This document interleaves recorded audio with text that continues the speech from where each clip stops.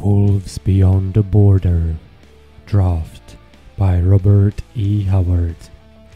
Chapter 1. It was the mutter of a drum that awakened me. I lay still amidst the bushes where I had taken refuge, straining my ears to locate it, for such sounds are elusive in the deep forest. In the dense woods about me there was no sound. Above me the tangled vines and brambles bent close to form a mast roof, and above them there loomed a higher, gloomier arch of the branches of the great trees. Not a star shone through that leafy vault. Low-hanging clouds seemed to press down upon the very tree-tops. There was no moon. The night was dark as a witch's hate. The better for me. If I could not see my enemies, neither could they see me. But the whisper of that ominous drum stole through the night. Thrum, thrum, thrum. A steady monotone that grunted and growled of nameless secrets. I could not mistake the sound. Only one drum in the world makes just that deep, menacing, sullen thunder. A Pictish war drum, in the hands of those wild painted savages who haunted the wilderness beyond the border of the Westermark. And I was beyond that border, alone and concealed in a brambly covert in the midst of the great forest, where those naked fiends have reigned since time's earliest dawns. Now I located a sound. The drum was beating westward of my position, and I believed at no great distance. Quickly I girt my belt more firmly, settled war axe and knife in their beaded sheaths, strung my heavy bow, and made sure that my quiver was in place at my left hip, groping with my fingers in the utter darkness. And then I crawled from the thicket and went warily toward the sound of that drum. That it personally concerned me I did not believe. If the forest men had discovered me, their discovery would have been announced by a sudden knife in my throat, not by a drum beating in the distance. But the throb of the war drum had a significance no forest runner could ignore. It was a warning and a threat, a promise of doom for those white-skinned invaders whose lonely cabins and axe-marked clearings menaced the immemorial solitude of the wilderness. It meant fire and torture, flaming arrows dropping like falling stars through the darkness, and the red axe crunching through skulls of men and women and children.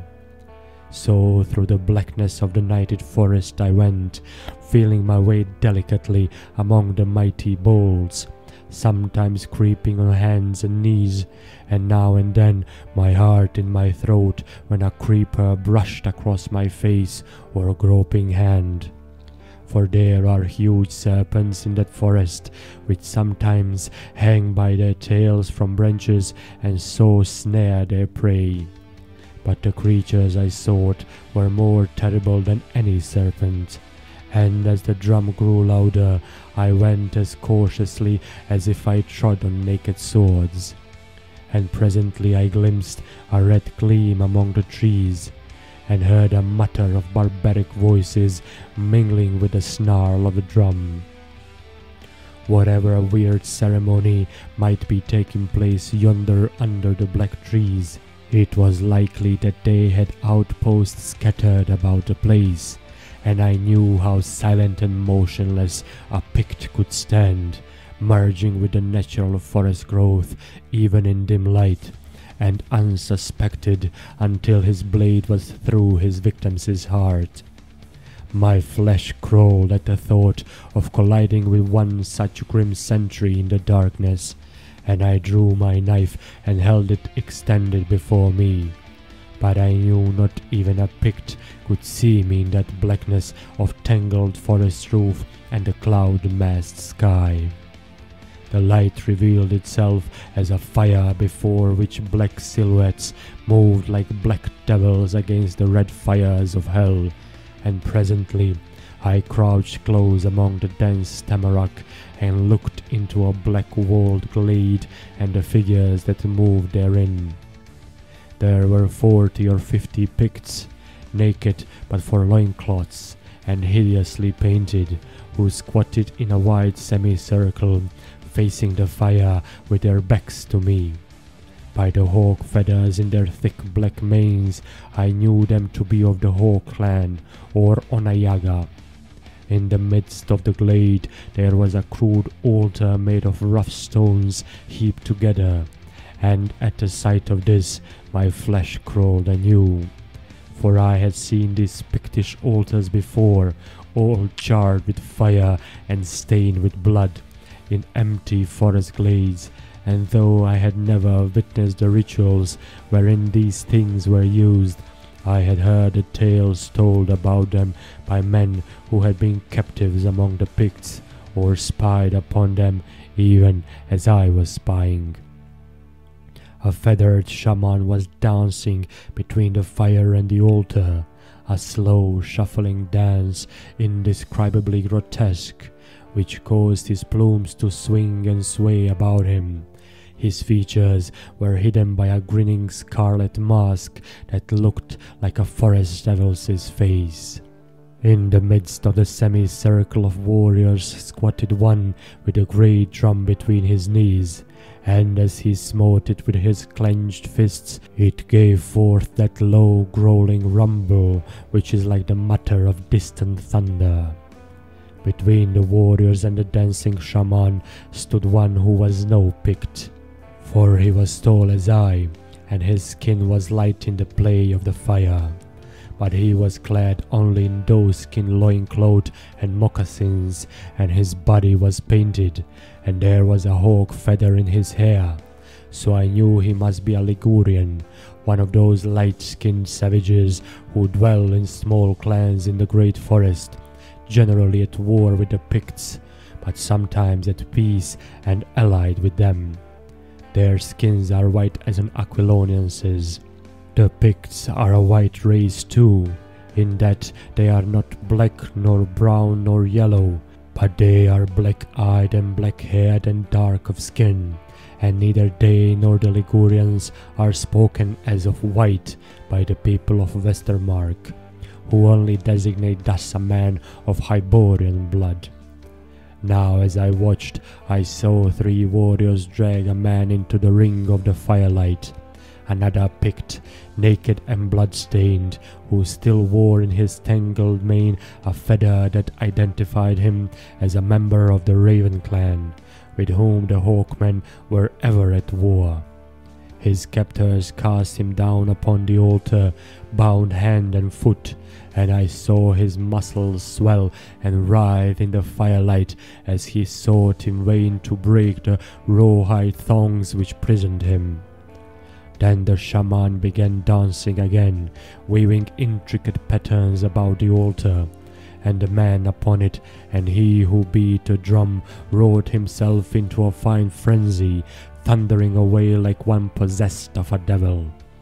And suddenly down from an overhanging branch dropped one of those great serpents of which I have spoken. The firelight glistened on its scales as it writhed toward the altar. Its beady eyes glittered, and its forked tongue darted in and out.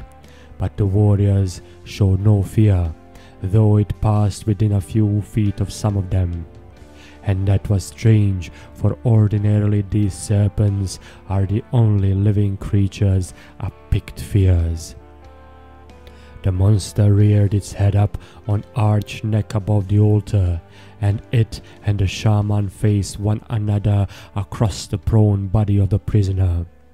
The shaman danced with a writhing of body and arms, scarcely moving his feet, and as he danced, the great serpent danced with him, weaving and swaying as though mesmerized. And from the mask of the shaman rose a weird wailing that shuddered like the wind through the dry reeds along the sea marshes.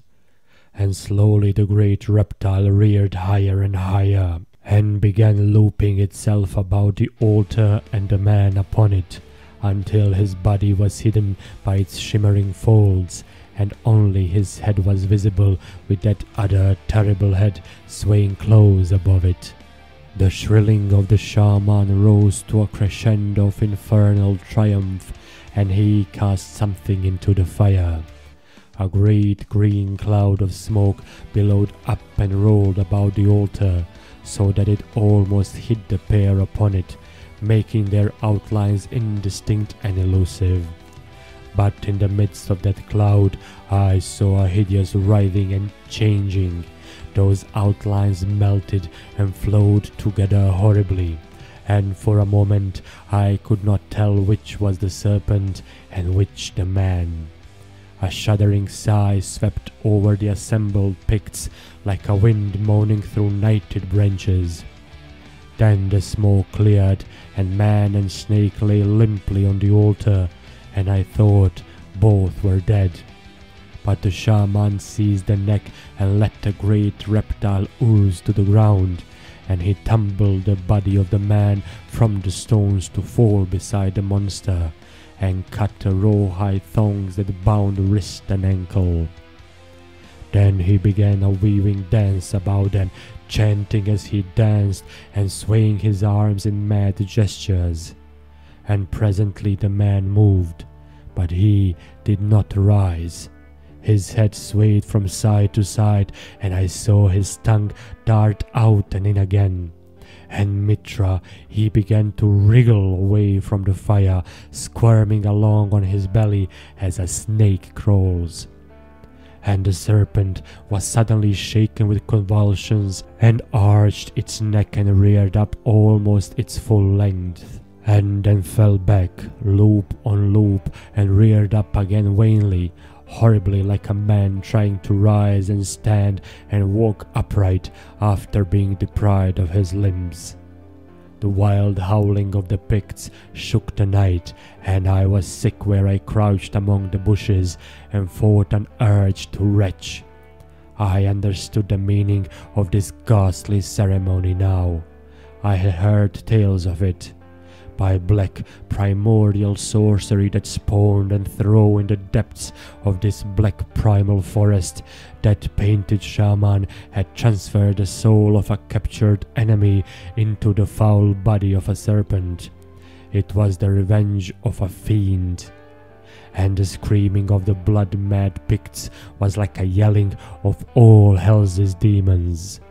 And the victims writhed and agonized side by side, the man and the serpent, until a sword flashed in the hand of the shaman and both heads fell together. And gods, it was the serpent's trunk which but quivered and jerked a little, and then lay still, and the man's body which rolled and knotted and thrashed like a beheaded snake. A deathly faintness and weariness took hold of me, for what white man could watch such black diabolism unmoved? And these painted savages, smeared with war paint, howling and posturing and triumphing over the ghastly doom of a foe, seemed not humans at all to me, but foul fiends of the black world, whom it was a duty and an obligation to slay. The shaman sprang up and faced the ring of warriors, and, ripping off his mask, threw up his head and howled like a wolf.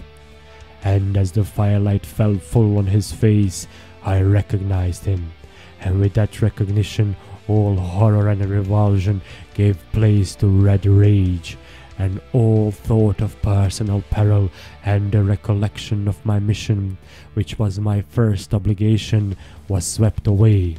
For that shaman was old Tayanoga of the South Hawks, he who burnt alive my friend, John Galter's son. In the lust of my hate I acted almost instinctively, whipped up my bow, notched an arrow and loosed, all in an instant.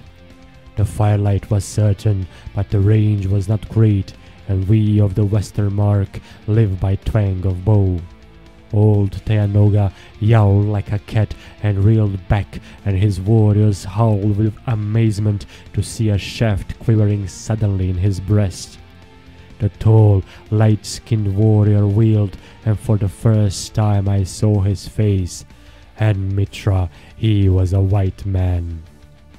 The horrid shock of that surprise held me paralyzed for a moment and had almost undone me. For the Picts instantly sprang up and rushed into the forest like panthers seeking the foe who fired that arrow.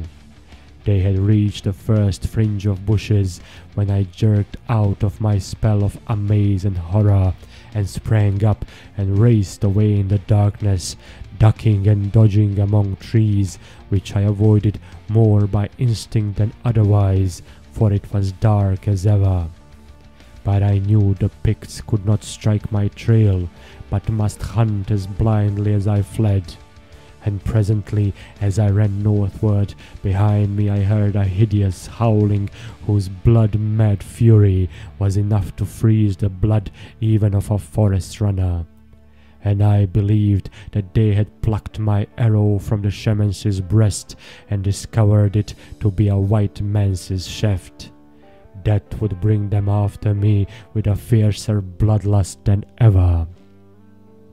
I fled on, my heart pounding from fear and excitement and the horror of the nightmare I had witnessed, and that a white man, a Hyborian, should have stood there as a welcome and evidently honored guest, for he was armed.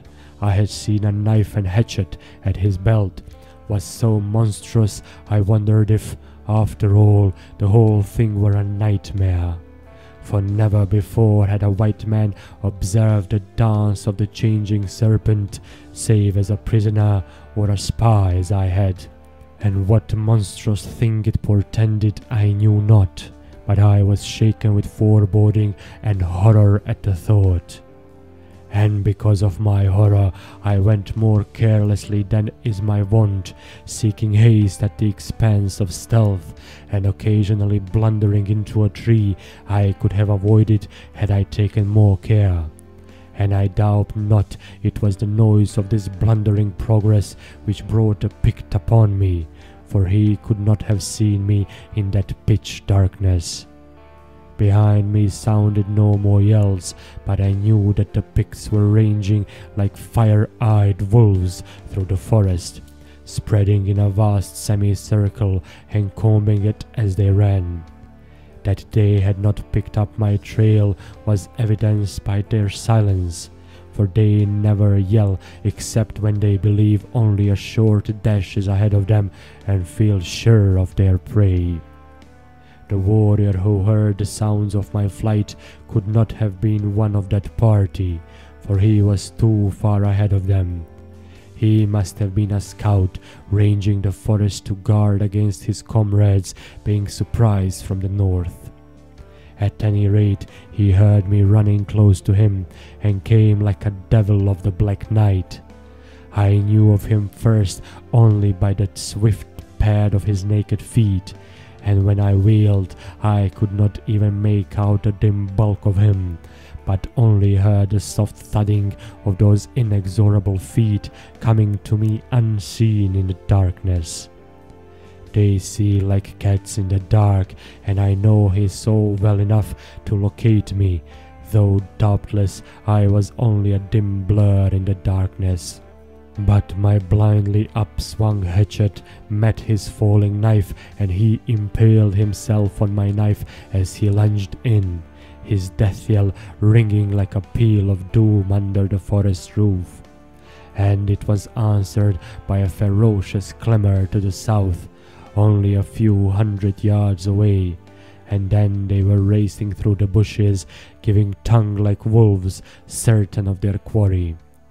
I ran for it in good earnest now, abandoning stealth entirely for the sake of speed, and trusting to luck that I would not dash out my brains against a tree stem in the darkness.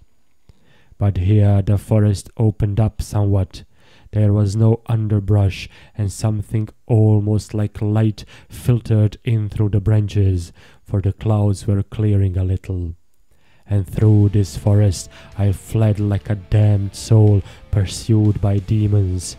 hearing the yells at first rising higher and higher in bloodthirsty triumph, then edged with anger and rage as they grew fainter and fell away behind me. For in a straightaway race, no Pict can match the long legs of a white forest runner.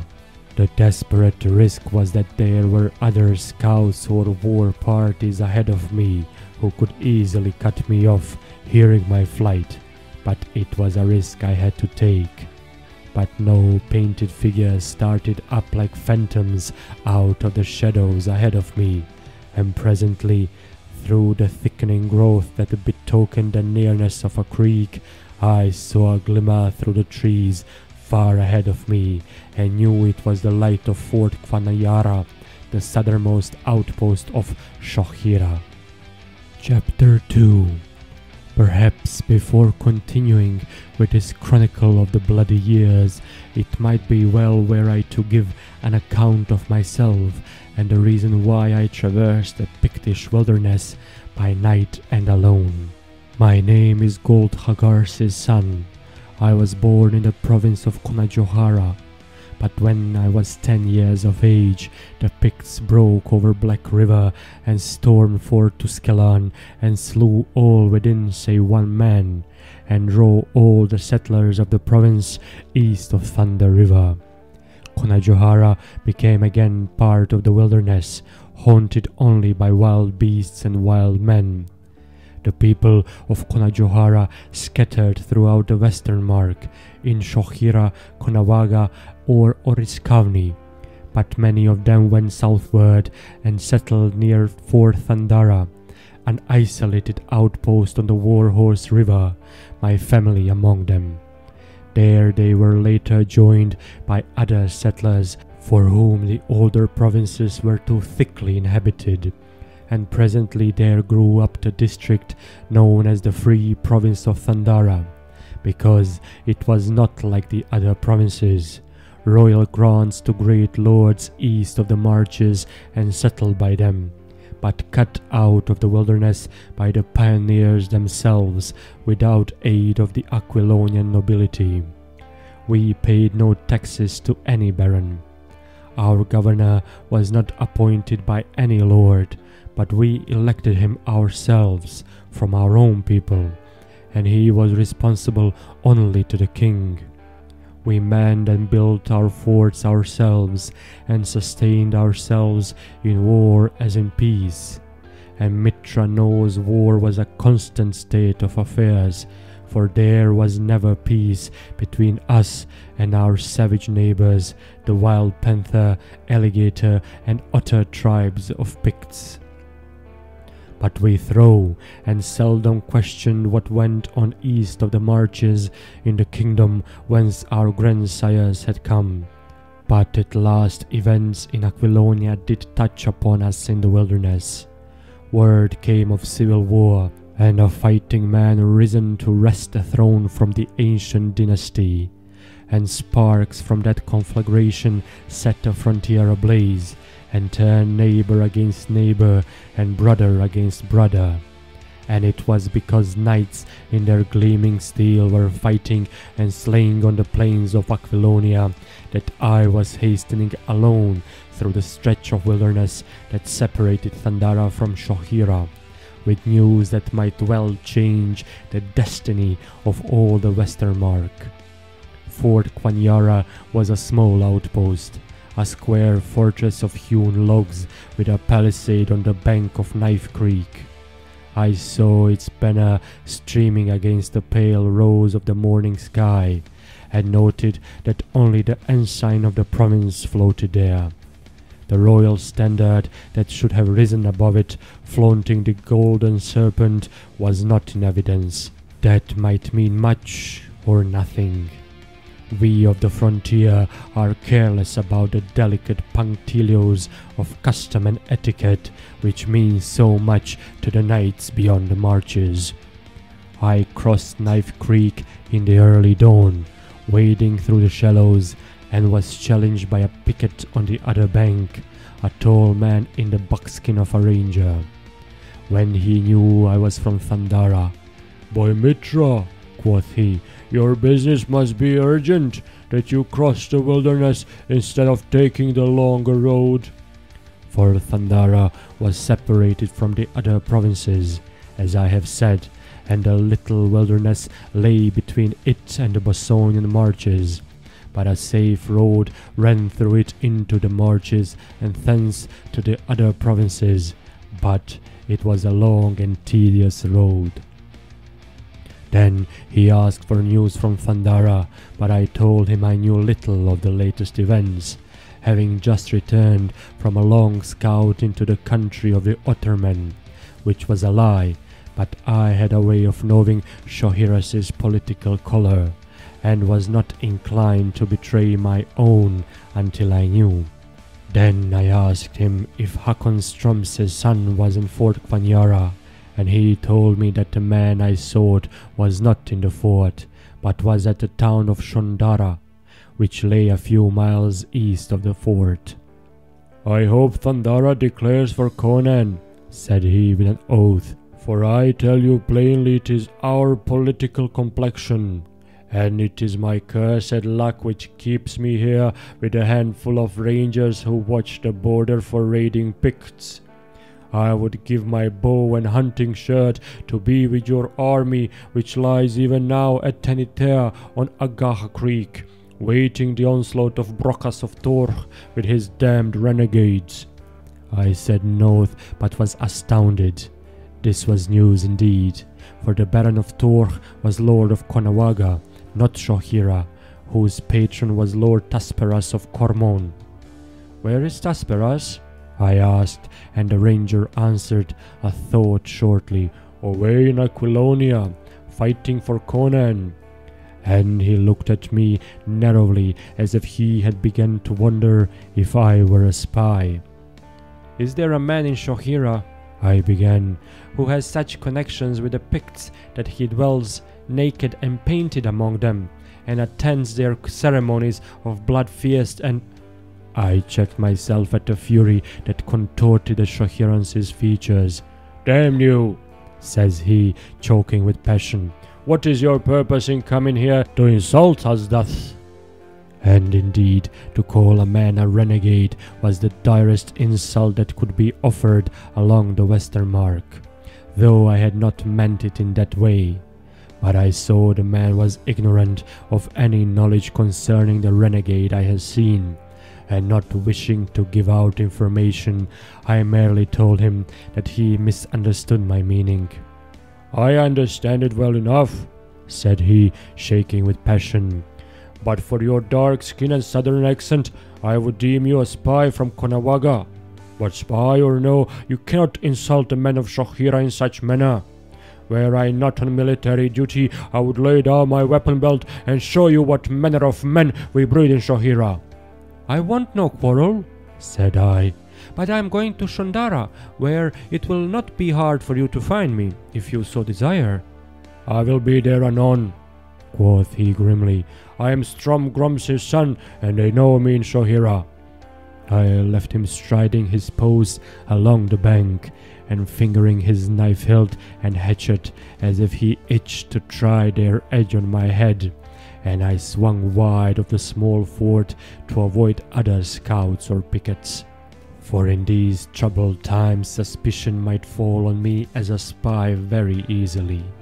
Nay, this Strom Grum's son was beginning to turn such thoughts in his thick noddle when they were swept away by his personal resentment at what he mistook for a slur. And having quarrelled with me, his sense of personal honor would not allow him to arrest me on suspicion of being a spy, even had he thought of it. In ordinary times, none would think of halting or questioning a white man crossing the border.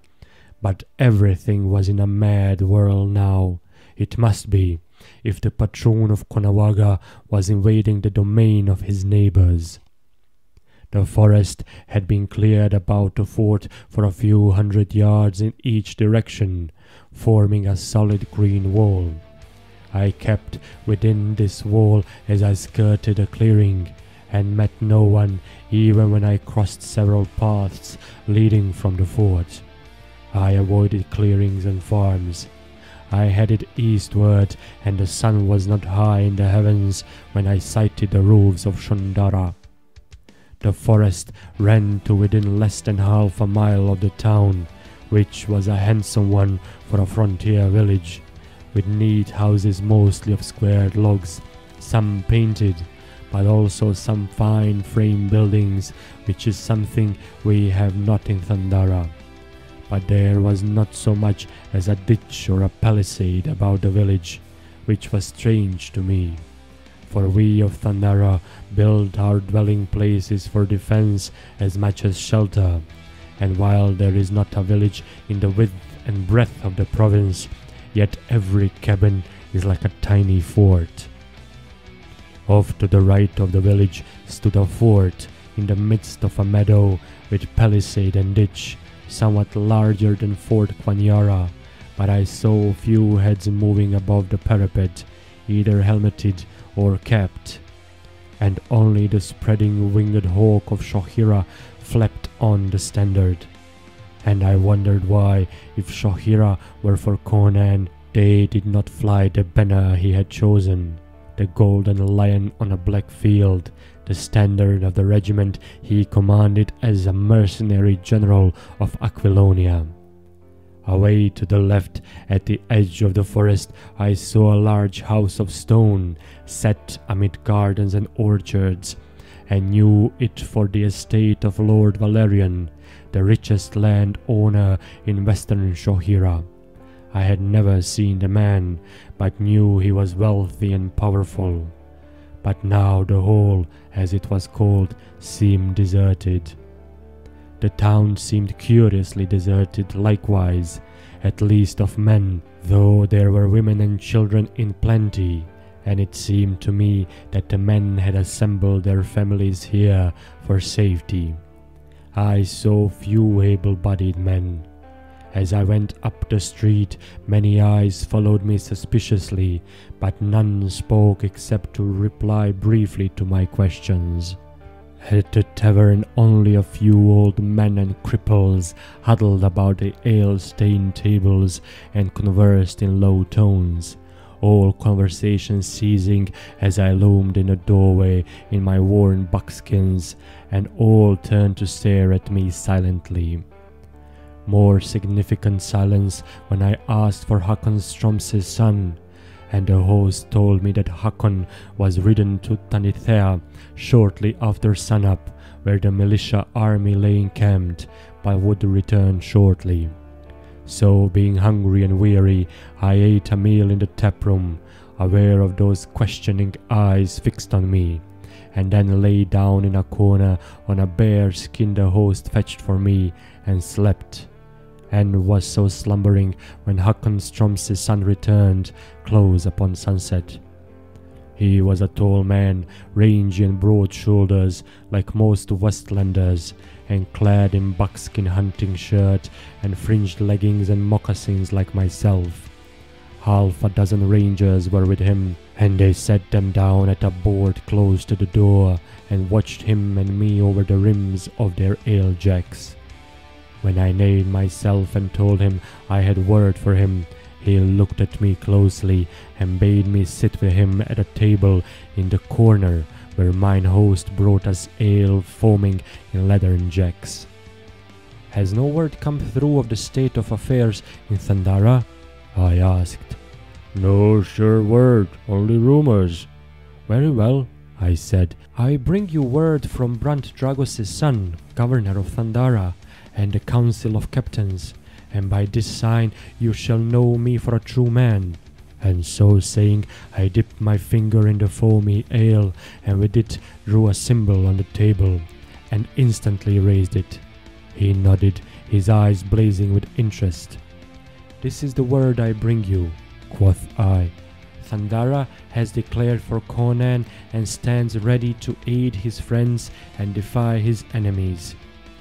At that he smiled joyfully and grasped my brown head warmly with his own rugged fingers. "Good," he exclaimed, "but it is no more than I expected. "What man of Thundara could forget Conan?" said I. "Nay, I was but a child in Conajohara, but I remember him when he was a forest runner and scout there. When his rider came into Thundara telling us that Poitain was in revolt, with Conan striking for the throne and asking our support, he asked no volunteers for his army, merely our loyalty. We sent him one word: we have not forgotten Conajohara.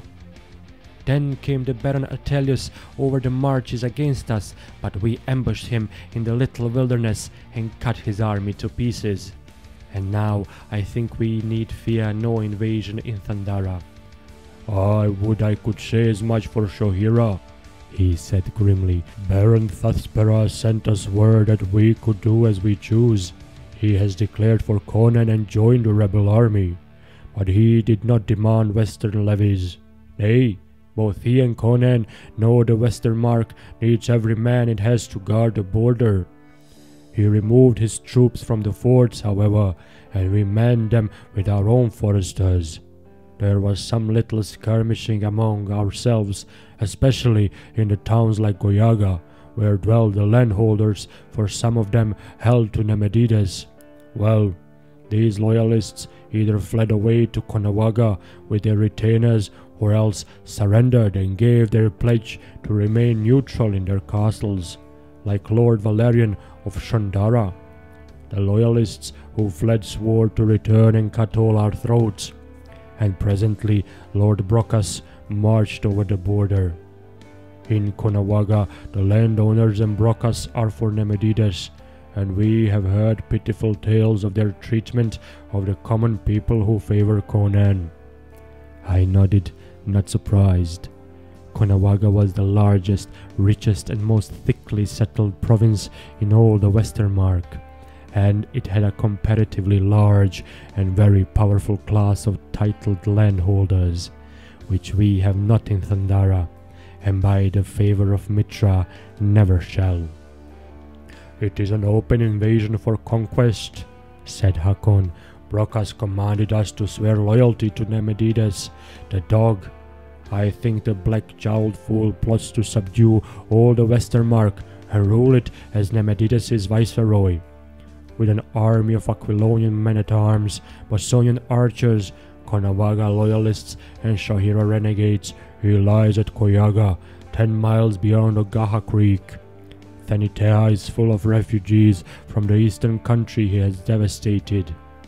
We do not fear him, though we are outnumbered.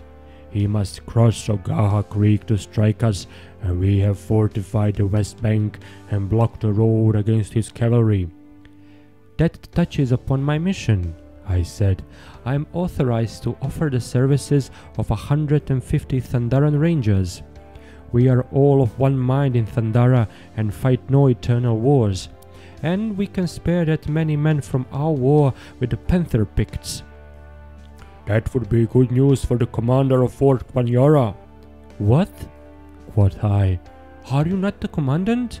"Nay," said he, "it is my brother Dirk Strom's son."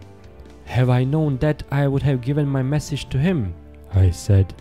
"Brand Dragos' son thought you commanded Quanyara. However, it does not matter." "Another jack of ale," quoth Hakon. "I will start for the fort so that Dirk shall hear your news firsthand. A plague on commanding a fort, a party of scouts is good enough for me." And in truth, Hakon was not the man to command an outpost or any large body of men, for he was too reckless and hasty, though a brave man and a gay rogue. "You have but a skeleton force left to watch the border," I said. "What of the Picts?" "They keep the peace to which they swore," answered he. "For some months there has been peace along the border, except for the usual skirmishing between individuals of both races." "Valerian Hall seems deserted." "Lord Valerian dwells there alone, except for a few servants. Where his fighting men have gone, none knows, but he has sent them off.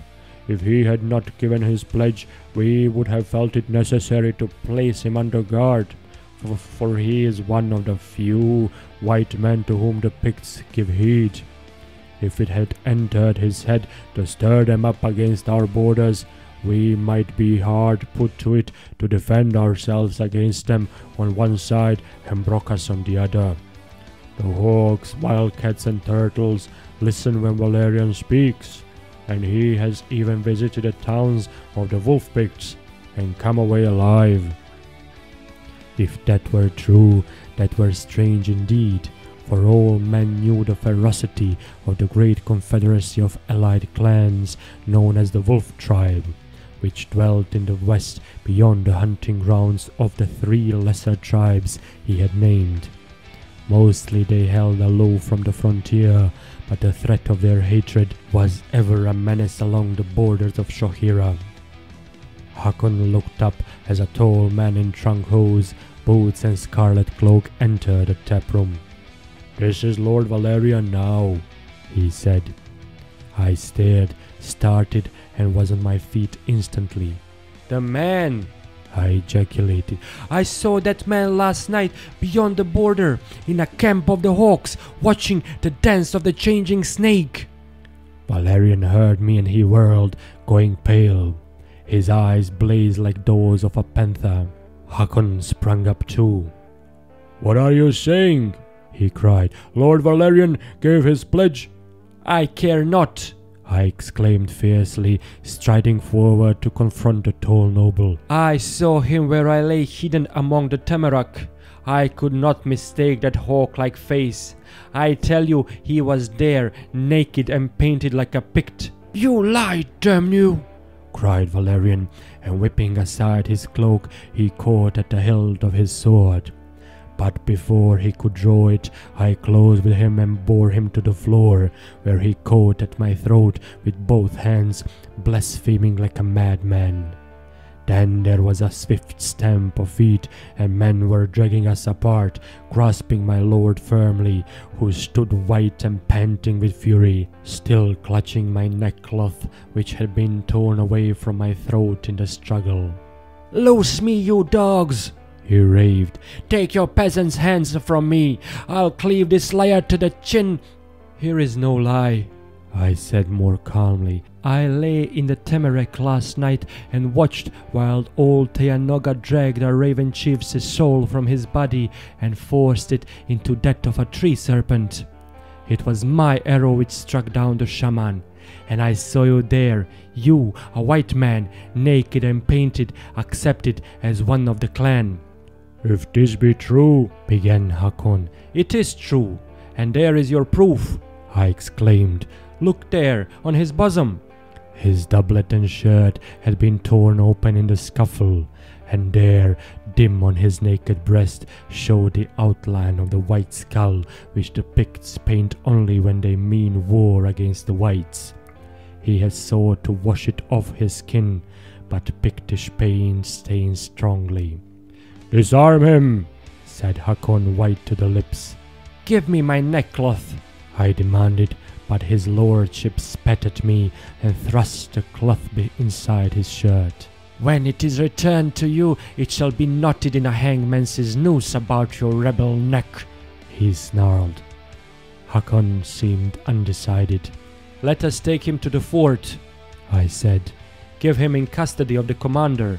It was for no good purpose he took part in the dance of the snake. Those Picts were painted for battle. That symbol on his breast means he intended to take part in the war for which they danced." "My great Mitra, this is incredible!" exclaimed Hakon. "A white man loosing those painted devils on his friends and neighbors." My lord said naught.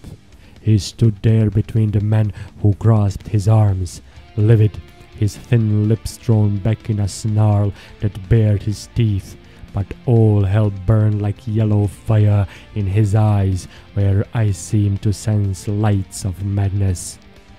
But Hakon was uncertain. He dared not release Valerian, and he feared what the effect might be on the people if they saw the lord being led a captive to the fort. "They will demand a reason," he argued. "When they learn he has been dealing with the Picts in their war paint, a panic might well ensue. Let us lock him into the gaol until we can bring Dirk here to question him." "It is dangerous to compromise with a situation like this," I answered bluntly, "but it is for you to decide. You are in command here."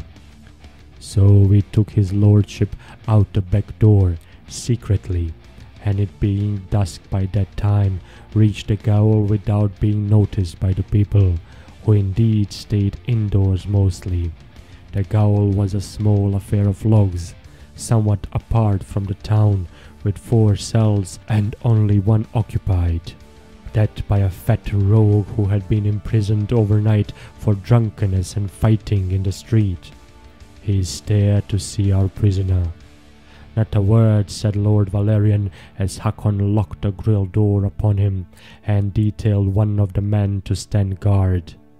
But a demon fire burned in his dark eyes, as if behind the mask of his pale face he were laughing at us with fiendish triumph. "You place only 1 man on guard?" I asked Hakon. "Why more?" said he. "Valerian cannot break out, and there is no one to rescue him." It seemed to me that Hakon was prone to take too much for granted, but after all, it was none of my affair, so I said no more. Then Hakon and I went to the fort, and there I talked with Dirk Stromse's son, the commander, who was in command of the town in the absence of John Stromse's son, the governor appointed by Lord Thasperas, who was now in command of the militia army which lay at Thenitea. He looked sober indeed when he heard my tale, and said he would come to the gaol and question Lord Valerian as soon as his duties permitted, though he had little belief that my lord would talk, for he came of a stubborn and haughty breed. He was glad to hear of the men Thandara offered him, and told me that he could find a man to return to Thandara accepting the offer, if I wished to remain in Shohira a while, which I did. Then I returned to the tavern with Hakon, for it was our purpose to sleep there that night, and set out for Thenitea in the morning. Scouts kept the Shohirans posted on the movements of Brocas, and Hakon, who had been in their camp that day, said Brocas showed no sign of moving against us, which made me believe that he was waiting for Valerian to lead his Picts against the border. But Hakon still doubted, in spite of all I had told him, believing Valerian had but visited the Picts through friendliness as he often did.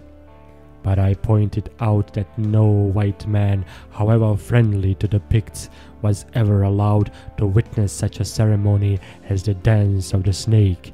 He would have to be a blood member of the clan. Chapter 3. I awakened suddenly and sat up in bed.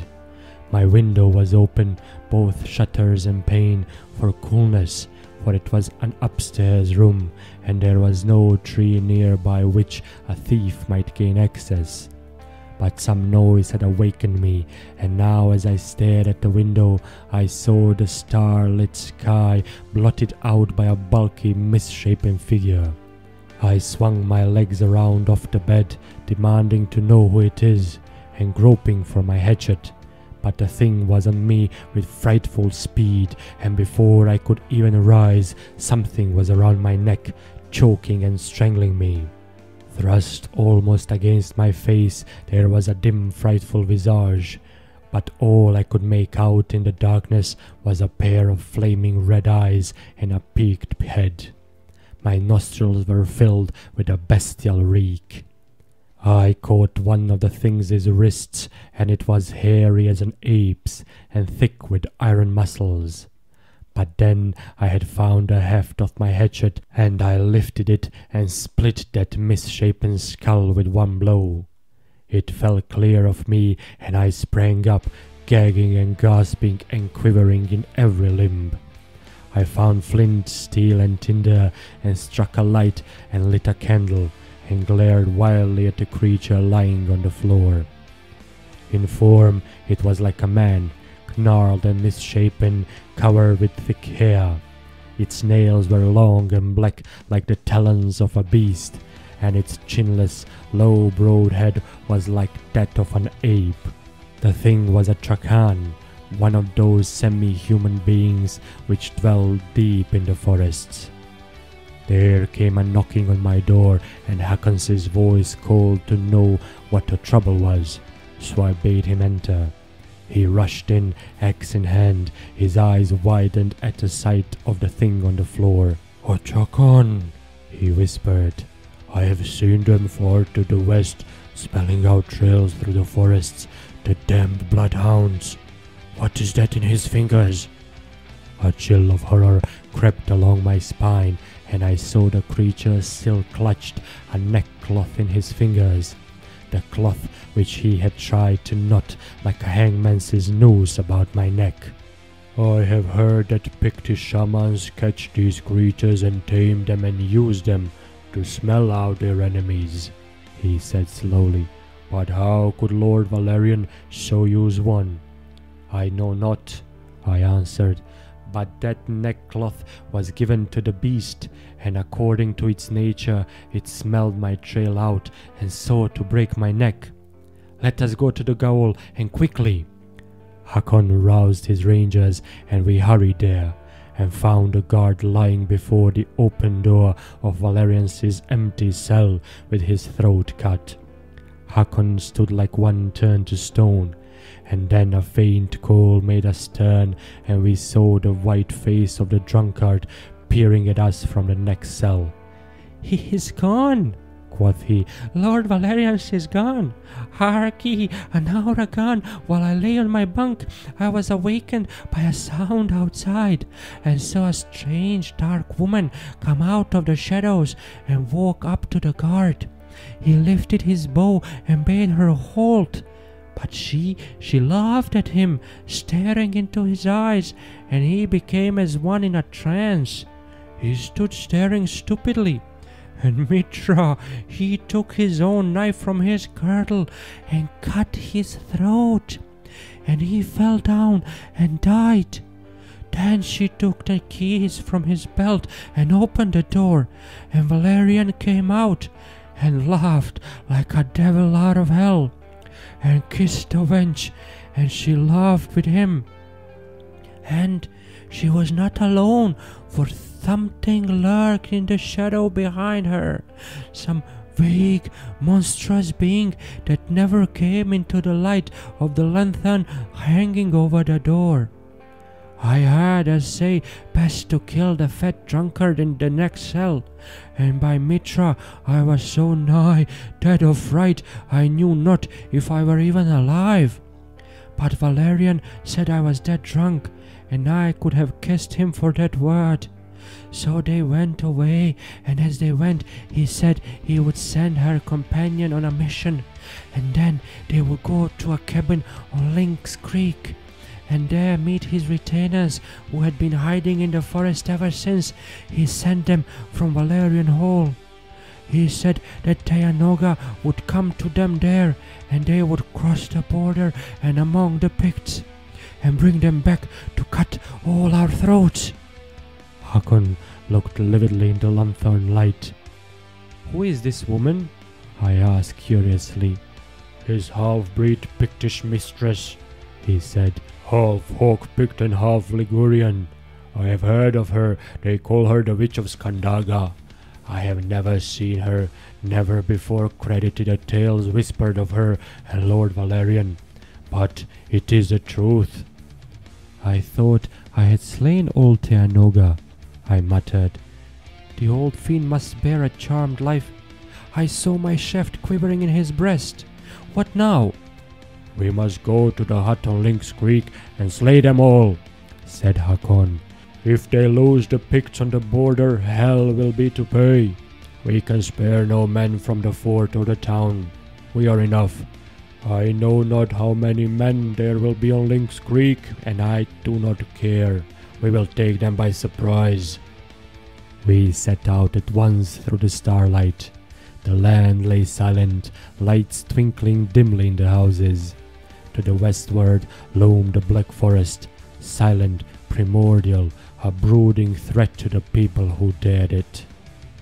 We went in single file, bows strung and held in our left hands, hatchets swinging in our right hands. Our moccasins made no sound in the dew-wet grass. We melted into the woods and struck a trail that wound among oaks and alders. Here we strung out with some 15 feet between each man, Hakon leading, and presently we dipped down into a grassy hollow and saw light streaming faintly from the cracks of shutters that covered the cabin's windows. Hakon halted us and whispered for the men to wait, while we crept forward and spied upon them. We stole forward and surprised the sentry, a Shohiran renegade, who must have heard our stealthy approach but for the wine which staled his breath. I shall never forget the fierce hiss of satisfaction that breathed between Hakon's clenched teeth as he drove his knife into the villain's heart. We left the body hidden in the tall rank grass and stole up to the very wall of the cabin and dared to peer in at a crack. There was Valerian, with his fierce eyes blazing, and a dark, wildly beautiful girl in doeskin loincloth and beaded moccasins, and her blackly burnished hair bound back by a gold band curiously wrought. And there were half a dozen Shohiran renegades, sullen rogues in the woolen breeches and jerkins of farmers, with cutlasses at their belts, 3 forest runners in buckskins, wild-looking men, and half a dozen gundermen guards, compactly built men with yellow hair cut square, and confined under steel caps, corselets of chainmail, and polished leg pieces. They were girt with swords and daggers, yellow-haired men with fair complexions and steely eyes, and an accent differing greatly from the natives of the Westermark. They were sturdy fighters, ruthless and well-disciplined, and very popular as guardsmen among the landowners of the frontier. Listening there, we heard them all laughing and conversing, Valerian boastful of his escape and swearing that he had sent a visitor to that cursed Thundaran that should do his proper business for him. The renegades sullen and full of oaths and curses for their former friends, the forest runners silent and attentive, the gundermen careless and jovial, which joviality thinly masked their utterly ruthless natures. And the half-breed girl, whom they called Kvarada, laughed and plagued Valerian, who seemed grimly amused.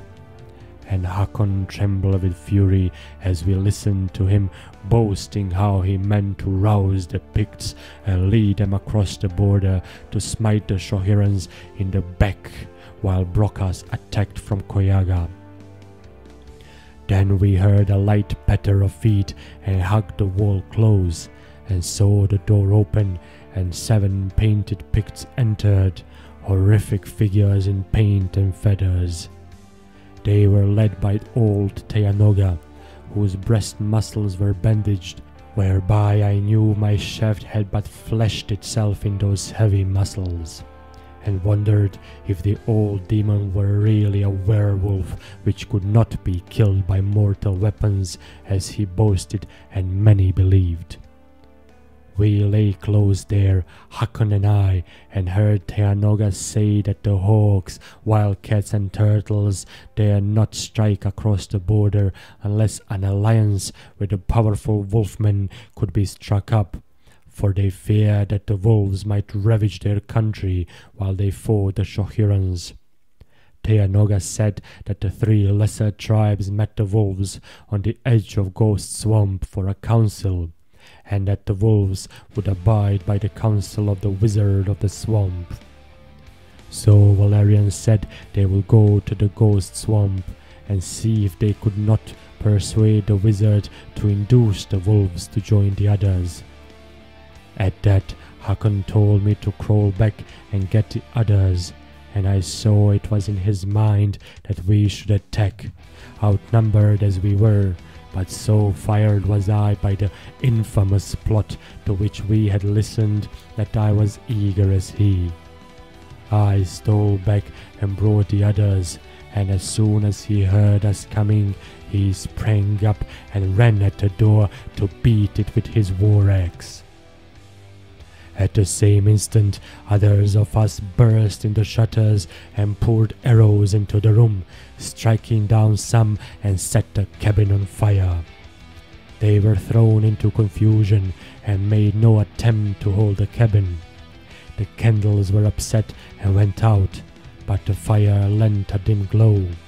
They rushed the door, and some were slain then, and others as we grappled with them. But presently all fled into the woods, except those we slew, gundermen, renegades, and painted Picts. But Valerian and the girl were still in the cabin. Then they came forth, and she laughed and hurled something on the ground that burst and blinded us with a foul smoke, through which they escaped. All but 4 of our men had been slain in the desperate fighting, but we started instantly in pursuit, sending back one of the wounded men to warn the town. The trail led into the wilderness. We followed, and in fights and skirmishes slew several others, and presently all our men were slain except Hakon and I. We trailed Valerian across the border and into a camp of the war tribes near Ghost Swamp, where the chiefs were going to consult the wizard, a pre-Pictish shaman. We trailed Valerian into the swamp, he going secretly to give the shamans instructions, and Hakon waited on the trail to slay Valerian, while I stole into the swamp to slay the wizard. But both of us were captured by the wizard, who gave his consent to the war and gave them a ghastly magic to use against the white men, and the tribes went howling toward the border. But Hakon and I escaped and slew the wizard and followed, in time to turn their magic against them and rout them.